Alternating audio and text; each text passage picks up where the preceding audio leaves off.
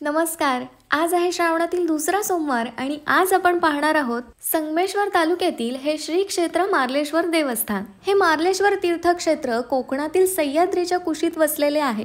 मारळगावचा ईश्वर म्हणून याला मार्लेश्वर असे नाव पडले. साधारण 400 ते 500 पायऱ्या चढून आपण पोहोचतो या मार्लेश्वर देवस्थानाजवळ. इथे असणाऱ्या गुहेमध्ये जागृत शिवलिंग आहे. या गुहेतील गाभाऱ्यामध्ये प्रवेश केल्यानंतर तुम्हाला 2 शिवपिंडी दिसतील. त्याच्यामधील एक मार्लेश्वराची आहे आणि दुसरी मल्लिकार्जुन. इथे प्रकाशासाठी विजेचा वापर न करता समई आणि तेलाच्या दिव्यांचा वापर केला जातो. त्यामुळे या सोनेरी प्रकाशात संपूर्ण गाभारा आपल्याला उजळलेला दिसून येतो. या मार्लेश्वराच्या समोरच तुम्हाला एक मोठा धबधबा दिसेल.